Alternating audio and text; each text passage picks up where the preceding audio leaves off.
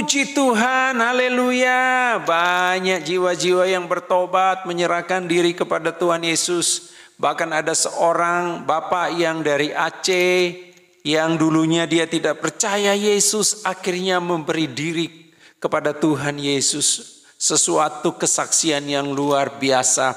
Sekarang ini banyak orang-orang yang memberi diri kepada Tuhan, dan Tuhan menampakkan diri kepadanya baik melalui mimpi, melalui penginjilan. Dan banyak sekali yang sekarang yang mau percaya dan menerima Tuhan Yesus sebagai Tuhan dan Juru Selamat. Nah, salah satu dari kesaksian Bapak ini yang dari Aceh, yang dulunya dia fanatik dengan keyakinannya, tapi akhirnya ketika dia mengenal Tuhan, dia diubahkan oleh Tuhan. Mari kita akan simak videonya.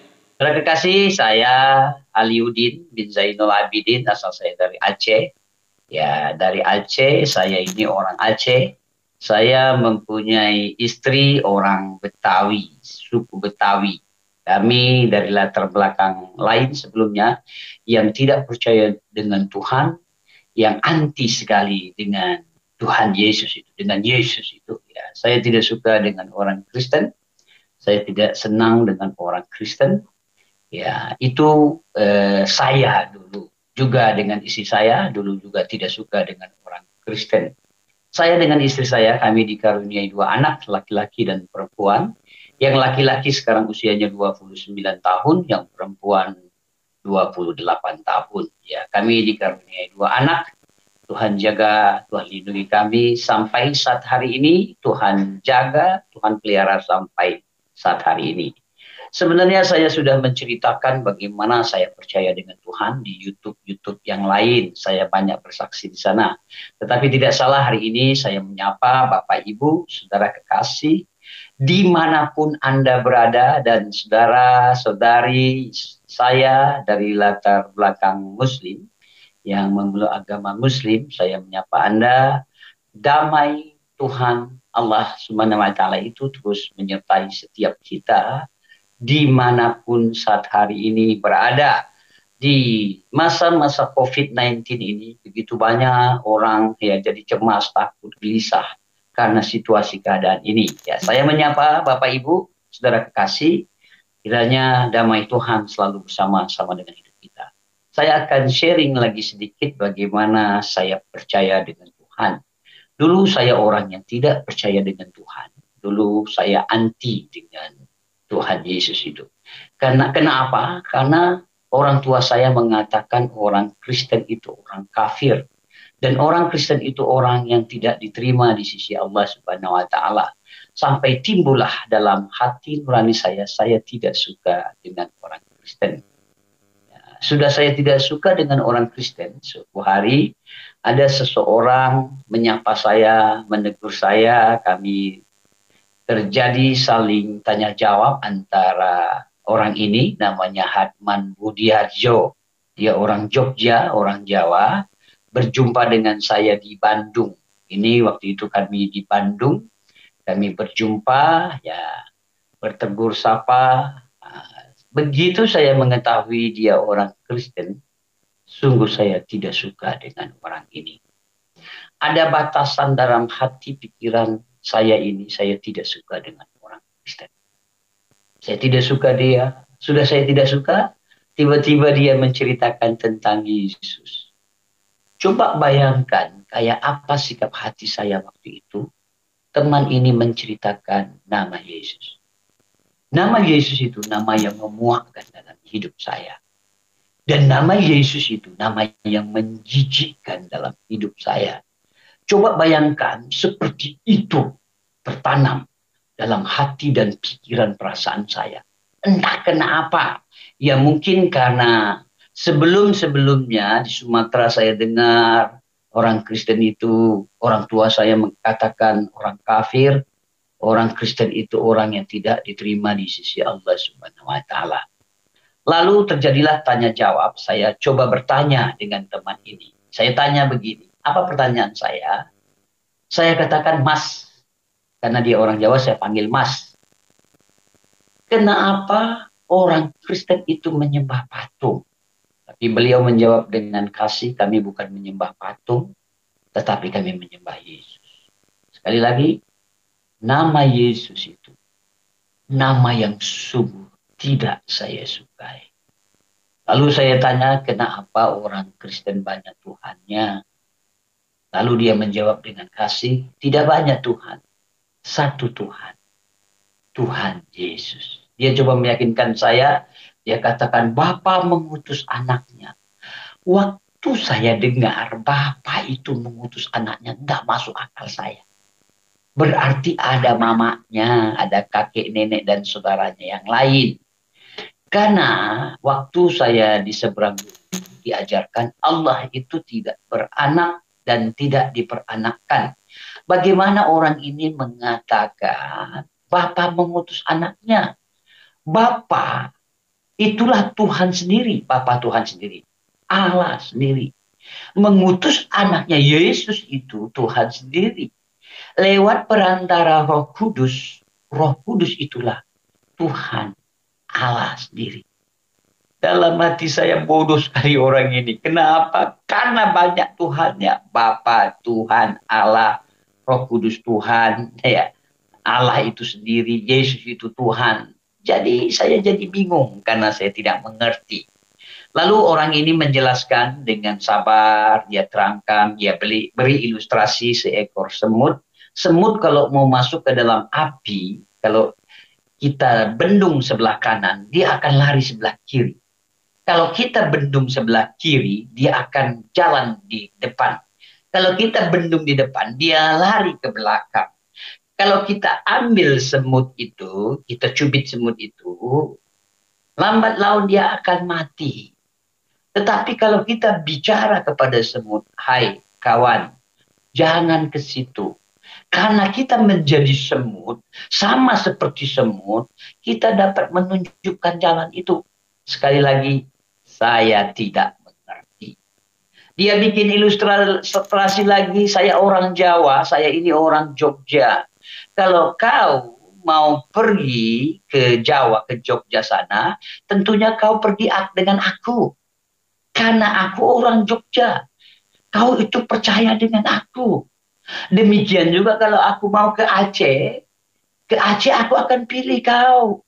Bukan teman yang lain. Kebetulan teman saya ada Herbert Mengensong, ada Benny Tobing, ada Datra, ada teman saya lagi Ucok Simanjunta. Tidak mungkin kau tuh pergi dengan teman ini. Pasti aku pergi akan dengan kau ke Aceh. Karena kaulah yang tahu tentang Aceh. Mereka tidak tahu tentang Aceh. Sekali lagi, saya tidak mengerti. Ada banyak ilustrasi dia katakan, dia jawab, dia berikan untuk meyakinkan saya siapa Yesus itu. Dia dari surga di sana. Dia datang ke dunia ini. Dia meninggalkan dirinya dari kemewahan, kemegahan, kehebatannya. Dia rela datang ke dunia ini untuk menebus dosa manusia. Juga masih saya tidak mengerti. Diterangkan karena begitu besar kasih Allah akan dunia ini yang berdosa sehingga dikaruniakan anaknya yang tunggal, Yesus itu. Barang siapa percaya tidak binasa. Saya juga masih belum mengerti. Dia tunjukkan contoh teladan hidup dia dari kecil. Dari sampai dia dewasa, dia tunjukkan, dia arahkan hidup manusia melakukan jalan yang lurus, jalan yang benar, jalan yang tidak berdosa. Orang berdosa, dia nasihati, dia tunjukkan hidup yang benar itu. Sekali lagi saya tidak mengerti. Ada banyak ilustrasi, ada banyak cara dia terangkan tentang hidup, saya tidak mengerti. Saudara kekasih, karena begitu lama saya dengan teman ini mengikuti hari, minggu, dan bulan, akhirnya saya dapati memang orang ini baik. Tadinya saya curiga, jangan-jangan dia ingin mempengaruhi saya. Jangan-jangan dia ingin membuat saya menjadi agama Kristen. Jangan-jangan dia mengajak-ajak saya. Tetapi saya lihat, dia tidak pernah ajak saya ibadah, ke gereja, tidak pernah. Tapi saya lihat hidupnya. Kenapa saya dapat lihat hidupnya? Setiap hari saya dengan teman ini. Pagi bangun tidur, dia berdoa. Belum bangun saya, dia sudah bangun berdoa. Kenapa saya tahu? Karena saya intip. Kan sebelah saya senggol begini aja, sudah kena dia. Saya lihat dia duduk berdoa. Saya intip begini. Saya intip dalam hati saya. Bodoh sekali kau orang kafir. Saya diam lagi. Lalu apa yang terjadi? Malam-malam mau tidur, dia berdoa. Lama doanya. Saya pikir orang Kristen itu hanya satu kali berdoa. Hari Minggu. Ternyata orang ini selalu berdoa. Suka berdoa. Kadang-kadang ada waktu-waktu khusus dia. Benar-benar dia sungguh-sungguh berdoa. Dia diam, dia hening. Dan yang anehnya lagi, dia berpuasa. Saya pikir orang Kristen tidak ada puasa.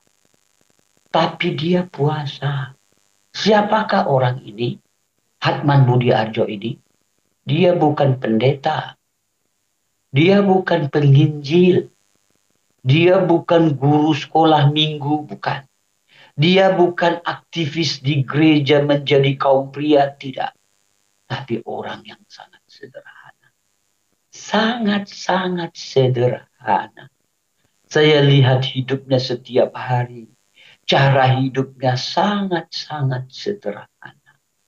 Bukan orang kaya. Orang yang sangat sederhana. Menjadi malu saya dengan sikap hidup, cara hidup Hatman Budiarjo. Menjadi malu saya. Saya tidak mau kalah suatu hari.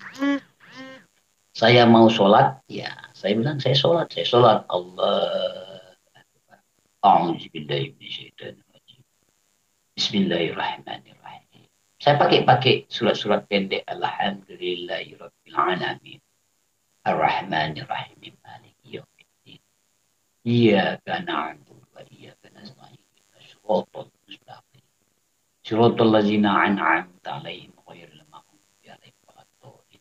Saya pakai ayat yang lain. Allahu ahad, Allahu samad, lam yalid wa lam yulad wa lam yakul lahu kufuwan ahad. Ulang nas malikin nas. Saya pakai surat-surat yang lain. Saya berdoa. Saya selesaikan. Assalamualaikum warahmatullahi wabarakatuh. Assalamualaikum warahmatullahi wabarakatuh. Bahkan saya mengaji. Saya buka Al-Quran. Saya mengaji. Saya baca Al-Quran itu. A'udzubillahi minasyaitonirrajim. Betul-betul saya baca. Entah kenapa saudara kekasih dalam Kristus. Teman ini punya Al-Quran. Dia ada Al-Quran. Padahal dia orang Kristen. Saya dilihat di rak bukunya ada Al-Quran. Dan ada terjemahannya, saya baca. Bismillahirrahmanirrahim. Saya baca. Alif Lam Mim. Zalikal kitabu la raiba fihi hudan lil muttaqin. Saya baca.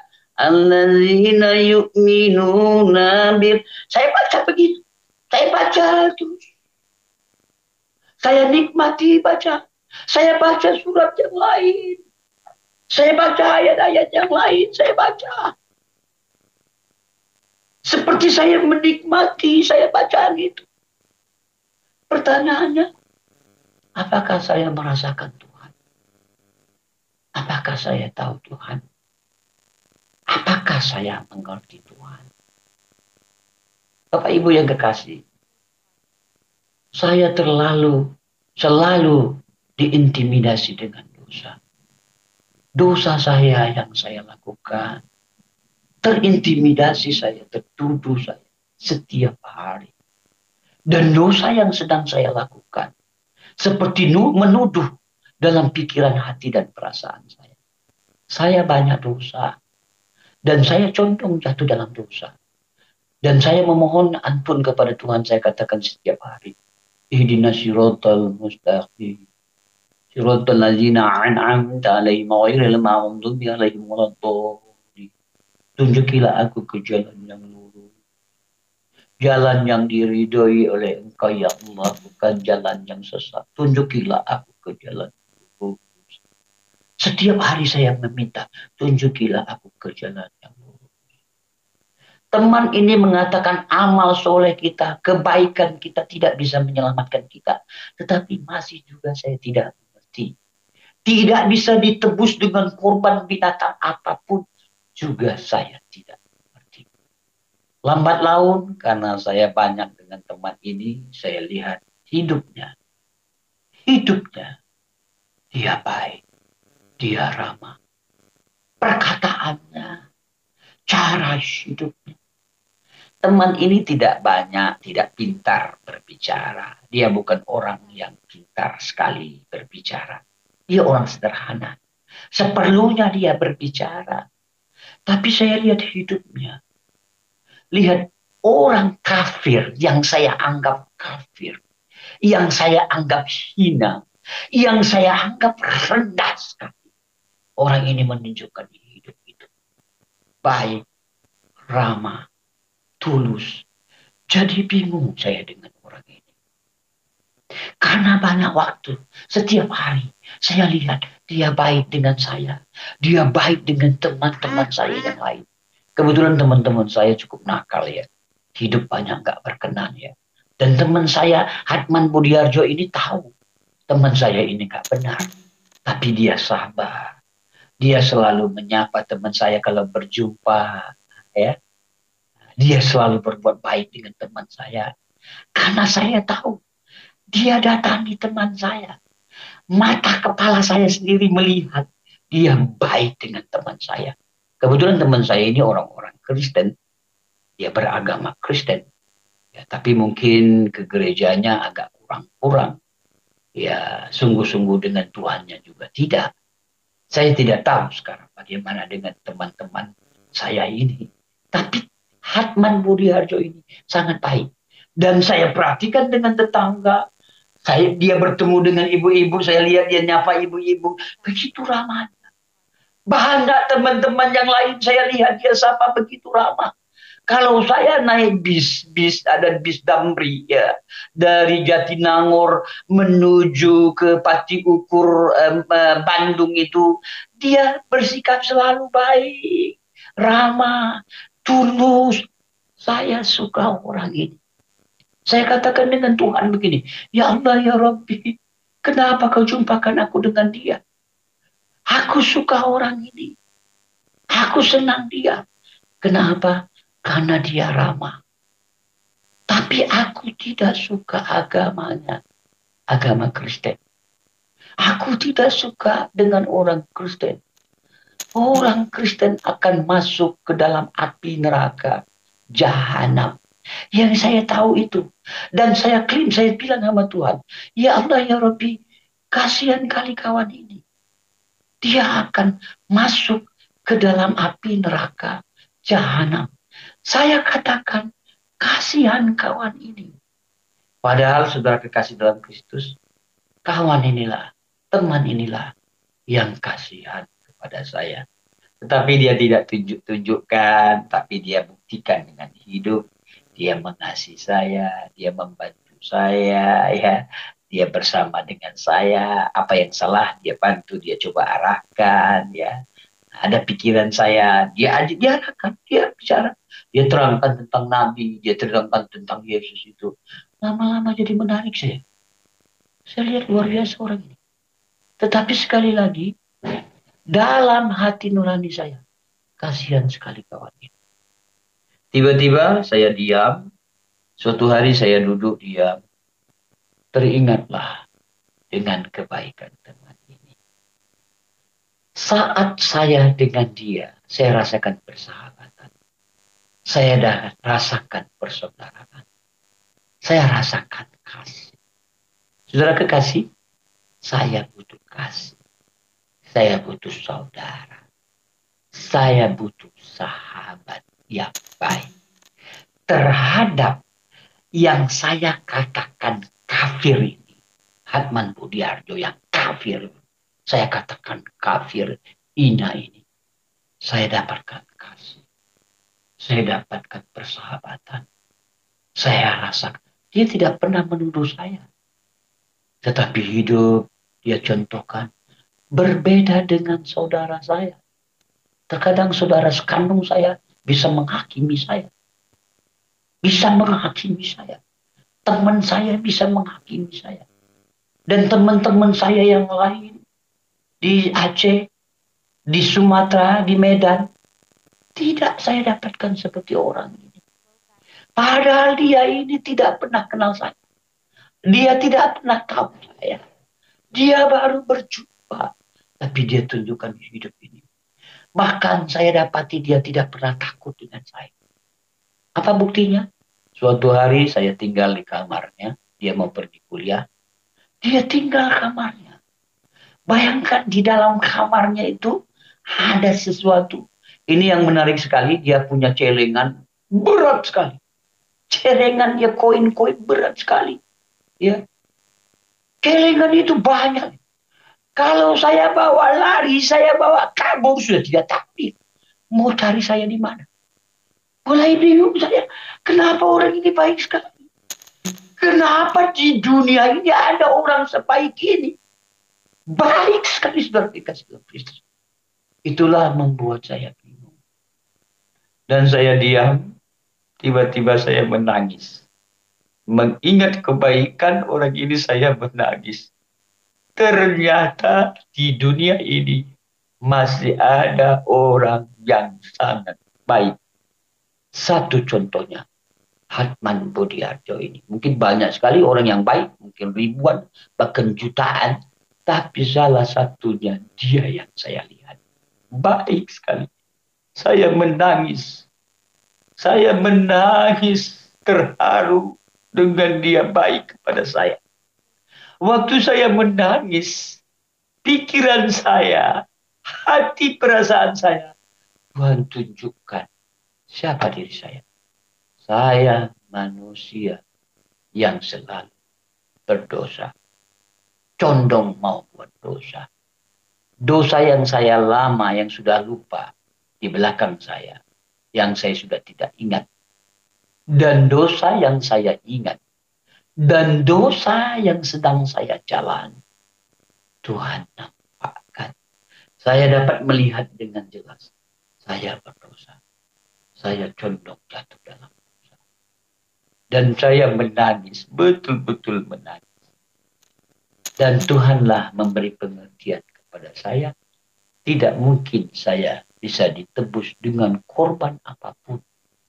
Amal saya, seberapa banyaklah amal saya. Soleh saya. Potong binatang yang lain. Dan mulailah saya teringat dengan cerita teman ini. Untuk apa Yesus mati di kayu salib? Darahnya tercurah. Darahnya tercurah. Dia mati. Dia menjadi domba yang tidak bercacat. Dia tidak berdosa. Dia tidak bersalah. Dia mencontohkan teladan hidup. Mulailah Roh Kudus. Roh Tuhan mengingatkan saya tentang cerita di dalam Al-Quran. Isa Al-Masih dari buaya dia dapat berbicara. Dan dia membuat dari tanah seekor burung dan ditiup. Hidup. Itu mujizat yang sangat luar biasa.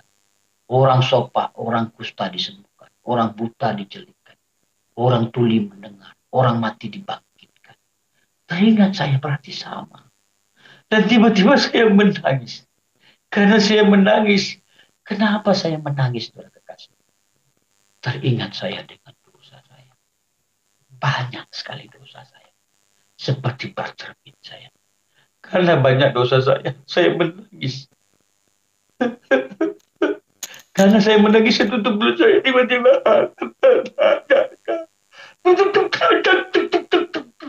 Saya ingin menjerit. Semakin saya ingin menjerit, semakin saya tutup mulut saya. Dan Roh Kudus memenuhi hati perasaan saya. Roh Kudus menyentuh hati perasaan saya. Roh Kudus menyentuh pikiran saya. Dan Roh Kuduslah, Roh Tuhan itulah yang memberi pengertian kepada saya. Siapa Bapa, siapa Yesus, siapa Roh Kudus.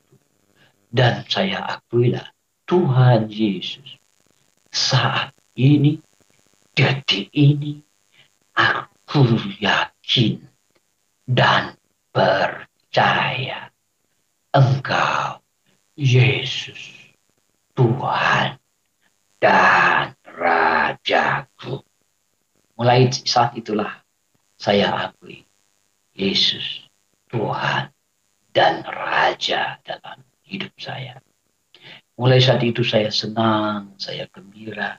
Entah kenapa, begitu senangnya saya, begitu bebasnya. Dan saya dibaptis, ya. Saya dibaptis, ya. Begitu saya dibaptis, ya. Saya senang sekali, saya bebas. Ya, betul, saya seperti bebas dari dosa saya. Karena saya mengimani, saya percaya Yesus mati di kayu salib. Darahnya itu tercurah untuk menebus dosa saya. Saya berdosa. Tidak bisa ditebus dengan korban binatang apapun. Hanya Yesus mati di kayu salib. Dan saya imani, saya akui, saya percaya dengan Tuhan. Cerita ini tahun 1991. Berjalan 1992. 29 tahun kurang lebih. Saya percaya dengan Tuhan. Tahun 1993 barulah isi saya ikut percaya dengan Tuhan. Kenapa? Karena isi saya melihat cara hidup saya. Cara saya menyikapi dirinya. Hidup saya banyak berubah. Terus berubah. Menjadi baru. Sampai saat hari ini. Saya dibaharui oleh Tuhan. Saya diubah oleh Tuhan. Guru saya, ustadz saya, orang tua saya, kakak, bibi, paman saya, orang yang lebih tua dari saya, tidak bisa mengubah hidup saya. Dan saya sendiri, saya tidak bisa mengubah hidup saya. Tapi Tuhan, lewat kekuatan Roh-Nya yang kuduslah, yang mengubah hati dan perasaan saya sampai saat hari ini. Begitulah saya percaya dengan Tuhan. Kedua anak saya dari umur 1 tahun, 2 tahun, masih anak-anak. Saya ajarkan, saya ceritakan tentang Daud, ya, tentang Musa, tentang Abraham, tentang Yusuf. Saya ceritakan tentang Yesus tentunya. Saya ceritakan. Ya, anak saya belajar, ya, ada ke gereja, lama-lama mereka bertumbuh sampai dewasa, sampai saat hari. Dan saya berani meyakinkan keluarga saya tetap teguh, percaya, beriman, sungguh-sungguh dengan Tuhan sampai saat hari ini. Demikian ya kesaksian saya, Bapak, Ibu, saudara kekasih, dimanapun Anda berada saat hari ini. Haleluya, kesaksian yang luar biasa di mana Bapak ini bisa memberi diri kepada Tuhan, meninggalkan keyakinannya dan zona nyamannya pada waktu lalu demi Kristus Yesus, maka dia meninggalkan semuanya dan hidup baru bersama dengan Tuhan. Kiranya video ini bisa memberkati kita dan Tuhan memberkati.